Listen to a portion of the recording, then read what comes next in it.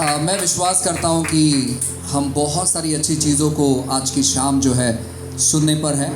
और मैं चाहूँगा कि अगर आपका फ़ोन आपने ऑन रखा है तो आपका फ़ोन जो है आप साइलेंट मोड पर रख लें या फिर स्विच ऑफ कर लें, ताकि किसी भी प्रकार का डिस्टर्बेंस, किसी प्रकार की परेशानी और किसी भी प्रकार की दिक्कत ही ना हो। और मैं विश्वास करता हूँ कि आज की शाम प्रभु बहुत सारे लोगों के जीवन में अच्छी बातों को करेंगे। और अगर हमारा रिकॉर्डिंग अगर अच्छे से हो गया सो परमेश्वर और भी बाकी के जो लोग हैं उनको ब्लेस करेंगे। हालेलुया। सो मैं चाहूँगा कि आप लोग ध्यानपूर्वक परमेश्वर के वचनों को सुनते रहें, क्योंकि परमेश्वर का वचन अपने आप में सामर्थ्य रखता है हम हर एक लोगों के जीवन में बदलाव और परिवर्तन को लेकर आने के लिए। हालेलुया।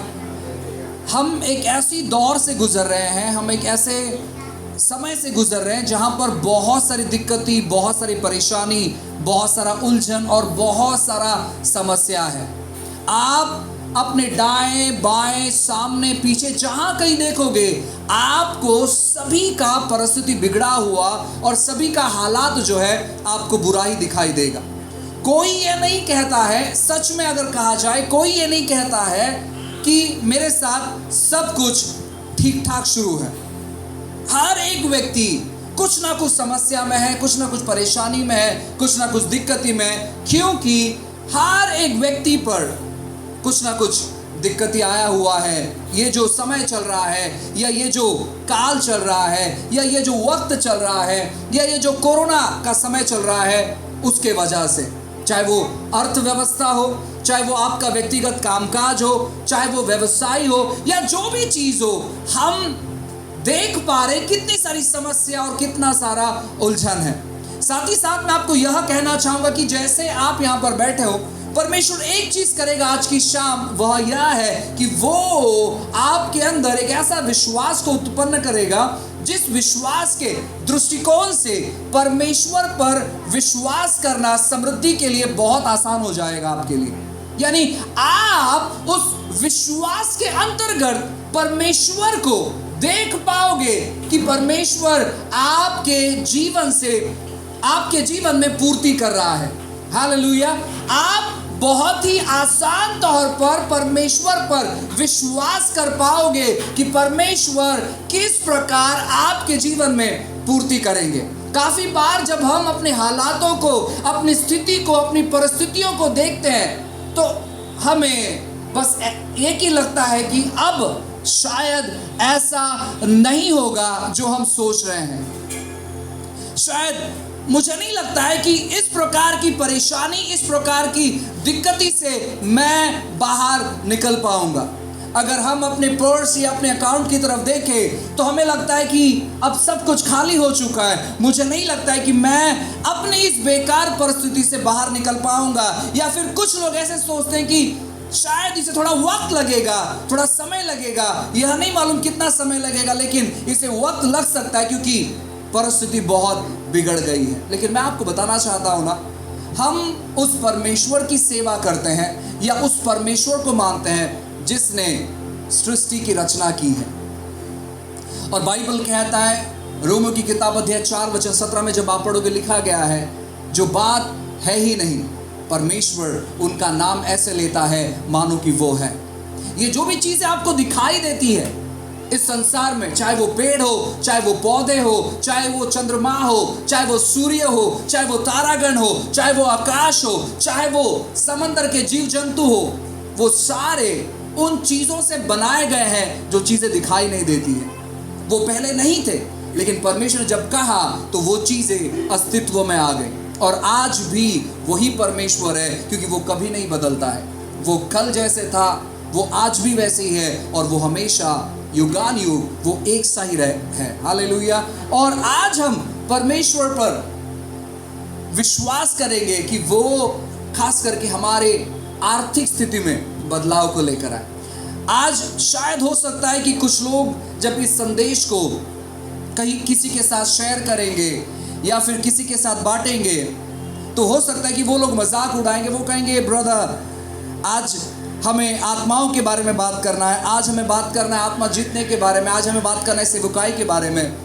अभी का ये फिलहाल पैसों के बारे में सीखना ज़रूरी नहीं है। मैं आपको बताना चाहता हूँ, अगर जो लोग सेवकाई करते हैं वो आर्थिक तौर पर अगर आशीषित रहे तो मैं आपको कहूँ वो 100 गुना ज़्यादा बढ़कर सेवकाई कर सकते हैं। आज क्यों सेवकाई इतनी प्रभावशाली नहीं मालूम है? क्योंकि जो सेवा करते हैं उनका जो आर्थिक जीवन है वो बहुत सारी समस्याओं से गुजर रहे हैं। उन्हें आर्थिक स्थितियों के बारे में सोचना पड़ रहा है कि कैसे वो अपने परिवार को चला पाए, कैसे उनके पास हर एक चीज़ रहे। और फिर उसके बाद वो सेवकाई के बारे में भी सोचते हैं, वो लोगों के भी बारे में सोचते हैं, वो परेशानियों के बारे में भी सोचते हैं, वो दिक्कतों के बारे में भी सोचते हैं और बहुत सारी चीज़ों के बारे में सोचते हैं। लेकिन अगर वो आर्थिक तौर पर आज़ाद हो जाए तो मैं आपको कहना चाहता हूँ ना, वे लोग बहुत ही कम समय में नर्क को खाली कर देंगे, ऐसा अभिषेक उनके पास है।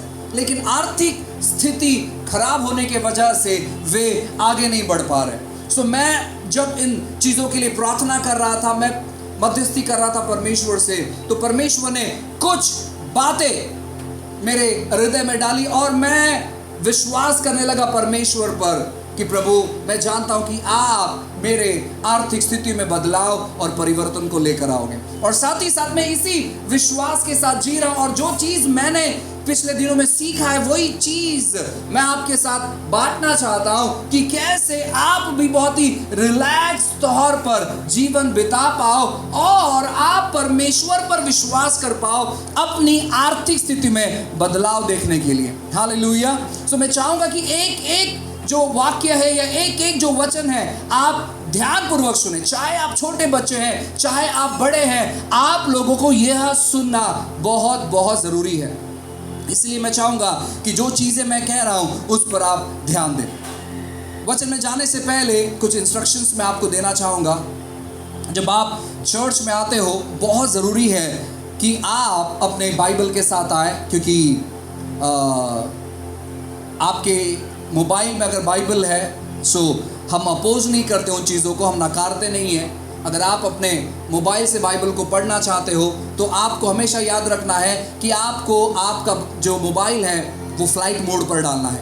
क्यों फ्लाइट मोड पर डालना है? क्योंकि अगर आप अपने बाइबल को अपने मोबाइल से निकाल कर पढ़ते हो और अचानक कुछ मैसेजेस आपको आ जाए तो आपका ध्यान भटक जाता है और शत्रु नहीं चाहता है कि आप उन चीज़ों को सुने। आपको मालूम है कलीसिया में जो लोग सोते हैं, परमेश्वर उनके जीवन में काम करने पर होता है, लेकिन शत्रु नहीं चाहता है कि वो सुने। इसीलिए शत्रु क्या करता मालूम है क्या?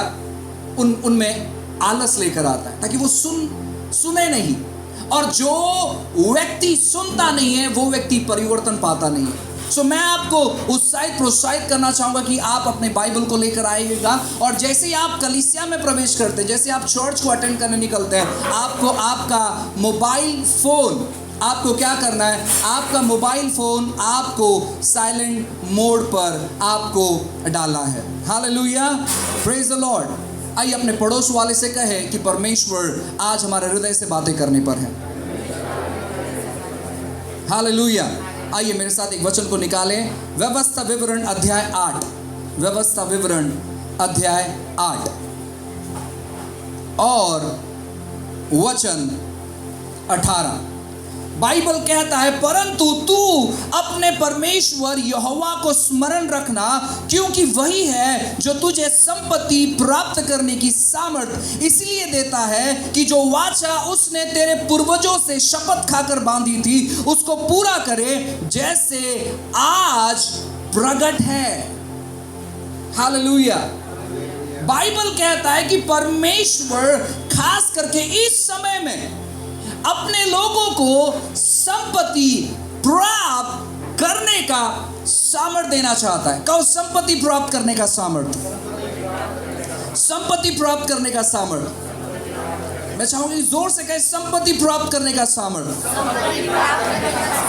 आप चाहे नौकरी करते हो, आप चाहे व्यवसाय करते हो, आपको यह चीज अपने जीवन में घोषणा करना है कि परमेश्वर ने इन दिनों में मुझे संपत्ति प्राप्त करने का सामर्थ्य दिया है। अगर आप विश्वास करने तैयार हो तो परमेश्वर कार्य करने तैयार है। बाइबल में लिखा गया है कि एक दिन यीशु मसीह एक गांव में जाते हैं और वहां पर कोई चमत्कार नहीं करते हैं, क्योंकि उस गांव में उन्होंने विश्वास नहीं पाया।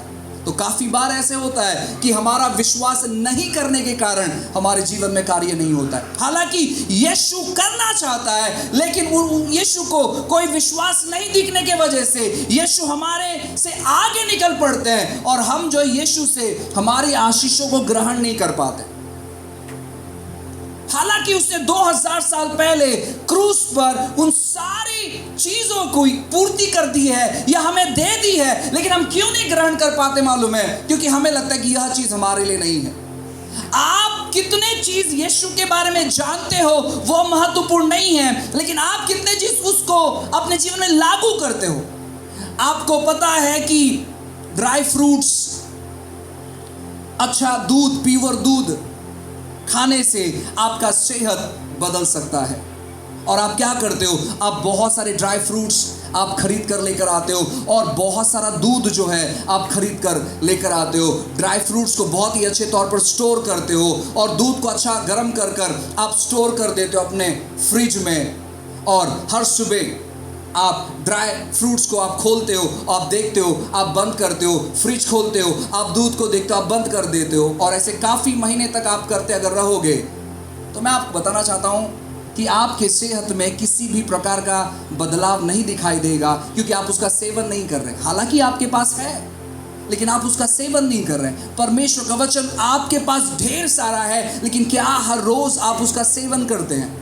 बाइबल कहता है कि वो आपको संपत्ति प्राप्त करने का सामर्थ देता है, और आपके पास संपत्ति प्राप्त करने का सामर्थ है। आप में से बहुत सारे लोग कहेंगे कि मेरा जो व्यवसाय है वो ठीक तौर पर नहीं चल रहा है, मेरा कामकाज ठीक तौर पर नहीं चल रहा है। मैं आपको बताना चाहता हूँ, परमेश्वर ऐसा नहीं कह रहा है कि आपका व्यवसाय ठीक तौर पर नहीं चल रहा है तो मैंने आपको संपत्ति प्राप्त करने का सामर्थ नहीं दिया, ऐसे कहीं नहीं लिखा।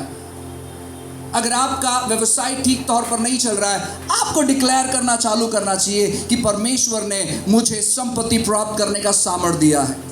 परमेश्वर ने मुझे संपत्ति प्राप्त करने का सामर्थ दिया है, और वो सामर्थ अपने आप में काम करना चालू करेगा और आपको पता भी नहीं चलेगा कि आपका व्यवसाय किस प्रकार बढ़ रहा है। परमेश्वर ऐसा करेगा इन दिनों में, परमेश्वर ऐसा करेगा इन दिनों में। आइए और एक वचन पढ़ते हैं, व्यवस्था विवरण अध्याय 1, व्यवस्था विवरण अध्याय 1 और वचन 11 लिखा है, तुम्हारे पितरों का परमेश्वर तुमको 1000 गुना और भी बढ़ाए और अपने वचन के अनुसार तुमको आशीष भी देता रहे। बाइबल कहता है कि तुम्हारा परमेश्वर तुम्हें 100 गुना नहीं लेकिन 1000 गुना बढ़ाने का विचारधारणा कर रहा है। हम तो सोच रहे कि प्रभु आज बस स्थिति बदल जाए तो ये बहुत बड़ी गवाही हो जाएगी हमारी, लेकिन मैं आपको बताना चाहता हूं, परमेश्वर आपके बारे में जब सोचता है तो वो सोचता है आपको 1000 गुना बढ़ाने के बारे में। वो आपको सामर्थ देता है संपत्ति प्राप्त करने का, और वो चाहता है कि आप 1000 गुना बढ़ोतरी करें। हालेलुया, कहो मेरे साथ, मेरा परमेश्वर चाहता है कि मैं 1000 गुना बढ़ोतरी करूं। 1000 गुना कर्जा नहीं, लेकिन बढ़ोतरी करूं। मैं आपको कहूं, कर्जा एक बहुत बड़ा श्राप है, और परमेश्वर नहीं चाहते हैं कि हम किसी भी प्रकार के श्राप में जीवन बिताएं। अगर आप ऐसे चीज़ों से गुजर रहे हैं तो मैं आपको बताना चाहता हूं ना, क्या आप उन चीज़ों का तिरस्कार करते हैं या आप उन चीज़ों को पसंद करते हैं, ये आपके ऊपर निर्भर है। आपको मालूम है, कुछ लोग अगर एक जॉइंट फैमिली में अगर अपना जीवन बिता रहे हैं, जॉइंट फैमिली यानी लगभग 15-20 लोग, मेरे साथ सोच कर देखिए, जॉइंट फैमिली में अपना जीवन बिता रहे हैं और उनके घर में एक चूहा मर जाता है। अब वो लगभग 15-20 लोग हैं और एक चूहा कहीं तो मरा पड़ा हुआ है। अब जो 15-20 लोग उसमें से एक व्यक्ति देखता है उस चूहे की तरफ और कहता है मुझे बहुत घिन आता है, मैं इस चूहे को नहीं उठा सकता। दूसरा व्यक्ति देखता है, वो कहता है कि मुझे भी बहुत घिन आता है, मैं इस चूहे को उठा नहीं सकता। ऐसे करते करते करते करते जो 20 लोग हैं वो सब के सब ऐसे कहते हैं कि मुझे बहुत घिन आता है, मैं चूहे को नहीं उठा सकता। सो पहला दिन हो जाता है, दूसरा दिन हो जाता है, तीसरा दिन हो जाता है, चौथा दिन हो जाता है, और फिर आपको मालूम है उसके बाद किस प्रकार का हालत होगा। लेकिन वो कहते कि मुझे घिन आ रहा है लेकिन मैं उठा नहीं सकता हूँ। यही आज हमारी सबसे बड़ी समस्या हो गई है। जो समस्या हम देखते हैं, हम उस समस्या के पीछे नहीं पड़ जाते वहां से उसे निकालने के लिए। आपके पास शारीरिक तौर पर चीजें नहीं है वहां से बाहर आने के लिए, तो आप और आत्मिक औजारों का इस्तेमाल कर सकते हैं, लेकिन हम गंभीर लेते ही नहीं है। क्या जो लोग कर्जे से बाहर आना चाहते, क्या आप लोग हर रोज प्रार्थना करते कि प्रभु यीशु के नाम से मैं जानता हूं कि यह कर्जा श्रापित है और यह मेरे जीवन में टिक नहीं सकता, या फिर आप बस सोचते रहते हो एक दिन आएगा कि मैं कर्जे से बाहर निकलूंगा। आपका सोचना तब तक प्रबल नहीं होगा जब तक आप उसे डिक्लेयर नहीं करते। जो चीजें परमेश्वर ने आपको दी है उन चीजों को आप जब विश्वास के द्वारा बोलना चालू करोगे, परमेश्वर काम करेगा। प्रियो, उन्होंने बातें की उत्पत्ति के पहले अध्याय में कि आओ हम मनुष्य को अपने स्वरूप अपने समानता में बनाए। पिता ने बातें की यीशु से, यीशु ने बातें की पवित्र आत्मा से, और इन्होंने डिस्कस किया। अगर ये डिस्कस में ही रुक जाते तो वो इंसान को कभी नहीं बना पाते। आपको मालूम है, चीजों को बनाने के लिए बस परमेश्वर ने कहा और चीजें हो गई। इंसानों को बनाने के लिए स्वयं यीशु वो मिट्टी में आए और उन्होंने मिट्टी से रचा। उन्होंने शब्दों के द्वारा नहीं बनाया, लेकिन उन्होंने रचा, उन्होंने तैयार किया, उन्होंने निर्माण किया और अपना खुद का श्वास या खुद का प्राण या खुद का जान जो है उस मिट्टी में डाल दिया और मिट्टी जीवित हो गया, जीवित इंसान बन गया। यानी उन्होंने कुछ तो किया नई चीजों को देखने के लिए। अगर आप अपने जीवन में बहुत सारी चीजों से गुजर रहे हो, आज एक बहुत बड़ा सवाल यह है कि आप क्या कर रहे हो उन चीजों से बाहर आने के लिए। अगर आप बीमारी से गुजर रहे हो, आप क्या कर रहे हो उस बीमारी से बाहर आने के लिए। डॉक्टर इनफ नहीं है। अगर किसी को कुछ बीमारी हो जाती है जो इनक्यूरेबल बीमारी है, जो ठीक नहीं हो सकती है, आपको डॉक्टर पर विश्वास करना बंद करना है, क्योंकि वो आपको ट्रीट कर सकते हैं, वो आपका उपचार कर सकते हैं, लेकिन वो आपको चंगा नहीं कर सकते। मैं जानता हूं एक बहुत अच्छी गवाही भाई जोएल ओस्टीन की जो माँ है उनके बारे में। जोएल ओस्टीन की जो माँ है, उन्हें कैंसर का बीमारी कहा गया, तो वो भी थर्ड स्टेज के बाद कोई उपचार नहीं होता है। वो बस थोड़ा बहुत दवा गोली देते हैं और जब तक ठीक लगा तब तक वो जीते हैं, उसके बाद जो उनके साथ होना है वही होता है। तो जब डॉक्टर ने कहा था कि ऐसे ऐसे चीज़ें आपके साथ हैं, उन्होंने क्या किया मालूम है? उन्होंने अपने बाइबल को उठाया और जितने भी वचन, मुझे लगता है लगभग 30 वचन जो चंगाई के बारे में कहते हैं, उन्होंने अपने किताब में लिखा। और वो सुबह, वो दोपहर, वो शाम, वो बस घोषणा करते गए उन वचनों को, वो घोषणा करते गए। वो अपना नाश्ता खाने से पहले वो घोषणा करते थे, वो अपना दोपहर का खाना खाने से पहले वो घोषणा करते थे, वो अपना रात का खाना खाने से पहले वो घोषणा करते थे, और वे प्रार्थना करते थे। उनके जो पति है वे प्रार्थना करते थे कि वे चंगे हो जाए। आपको मालूम है जोएल ओस्टीन का जो पिताजी है जॉन ओस्टीन, एक अद्भुत प्रचारक थे, एक अद्भुत प्रचारक थे। ऐसे कहा जाता है कि जब बिली ग्राहम प्रचार करते थे और अगर बिली ग्राहम के सभा में कोई दुष्टात्मा ग्रसित व्यक्ति आ जाता तो बिली ग्राहम कहता कि मैं यहाँ पर तुम्हें छुटकारा नहीं दे सकता हूँ, तुम्हें जॉन ओस्टीन के पास जाना है, वो दुष्टात्मा निकालेंगे। तो वहाँ से वो जॉन ओस्टीन के पास भेजते थे। इतना सामर्थ्यशाली व्यक्ति था वो उस समय का, एक बहुत अद्भुत प्रचारक। सो वो अपने पत्नी के लिए प्रार्थना करते ठीक होने के लिए। कुछ समय के बाद वो चल बसे, वो गुजर गए, लेकिन जोएल ओस्टीन की माँ अभी तक जिंदी है। काफी साल बीत गए, मालूम है क्यों? क्योंकि वो जो विश्वास करते थे उन्होंने घोषणा करना चालू किया और मालूम नहीं पड़ा कि बीमारी कैसे चली गई। परमेश्वर आज भी चमत्कार करते हैं। अगर आप अपने हालातों में फंसे हुए हो, आप उसके प्रति क्या कर रहे हो, इन चीज़ों को आपको जानना है। अगर परमेश्वर कहता है कि उसने आपको संपत्ति प्राप्त करने का सामर्थ्य दिया है, मतलब दिया है। अगर वो कहता है कि वो आपको 1000 गुना बढ़ाना चाहता है, मतलब वो बढ़ाना चाहता है। वो देखना चाहता है आपको कि आप 1000 गुना अद्भुत तौर पर इस पृथ्वी पर कार्य कर रहे हैं। हालेलुया। और एक खूबसूरत वचन मैं चाहता हूं कि आप सभी लोग मेरे साथ निकालें। 2 कुरिन्थियों की किताब अध्याय 8 और वचन 9। बाइबल कहता है, तुम हमारे प्रभु यीशु मसीह का अनुग्रह जानते हो कि वो धनी होकर भी तुम्हारे लिए कंगाल बन गया, ताकि उसके कंगाल हो जाने से तुम धनी हो जाओ। यीशु मसीह केवल आत्मिक तौर पर कंगाल नहीं हुआ, यीशु मसीह यहां पर शारीरिक तौर पर भी कंगाल हो गया था। जब यीशु मसीह क्रूस पर मर रहे थे, मैं आपको बताना चाहता हूं ना, उनके बदन पर कोई वस्त्र नहीं था। वो पूरी तौर पर वस्त्रहीन हो गए थे, पूरी तौर पर। और लोग उस नजारे को देखकर उन्हें कह रहे थे कि अगर तू सच में परमेश्वर का बेटा है तो अपने आप को बचा, अपने आप को नीचे उतार। लोग वहां पर उसका मजाक कर रहे थे। मालूम है क्यों? क्योंकि वो शारीरिक तौर पर, पूरी तौर पर वो कंगाल हो चुके थे।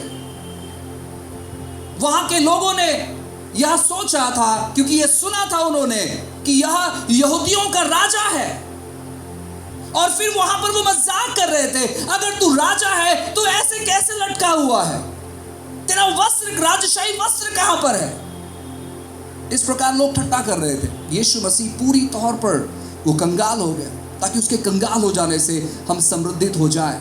परमेश्वर की यही इच्छा है मसीह में कि आप हर एक व्यक्ति समृद्धित हो। परमेश्वर यही चाहता है। लेकिन देखो, हमारा दृष्टिकोण किस प्रकार काम करता है, किस प्रकार हमारा दृष्टिकोण काम करता है। आइए और एक वचन पढ़ेंगे, यूहन्ना की किताब अध्याय 6, जॉन चैप्टर 6। बहुत ही खूबसूरत तौर पर लिखा है, और मैं चाहूंगा कि आप सभी लोग इस चीज को बहुत अच्छे से पढ़ें और बहुत अच्छे से जानने का प्रयास करें। बाइबल कहता है, यूहन्ना की किताब अध्याय 6 और वचन 4 से आगे लिखा है, यहूदियों के फसह का पर्व निकट था। जब यीशु ने अपनी आंख उठाकर एक बड़ी भीड़ को अपने पास आते देखा, तो फिलिप्पुस से कहा, हम इनको भोजन के लिए कहां से रोटी मोल लाएं। उसने यह बातें उसे परखने के लिए कही, क्योंकि वह अब जानता था कि वह क्या करेगा। फिलिप्पुस ने उसको उत्तर दिया, 200 दिनार की रोटी भी उनके लिए पूरा ना होगी कि उनमें से हर एक को थोड़ा थोड़ा मिल जाए। उसके चेलों में से शिमोन पतरस का भाई अंद्रियास ने उससे कहा, यहाँ एक लड़का है जिसके पास जो कि 5 रोटी और 2 मछलियां हैं, परंतु इतने लोगों के लिए वे क्या है? यीशु ने कहा, लोगों को बिठा दो। उस जगह बहुत घास था। तब लोग, जिनमें पुरुष की संख्या लगभग 5000 की थी, बैठ गए।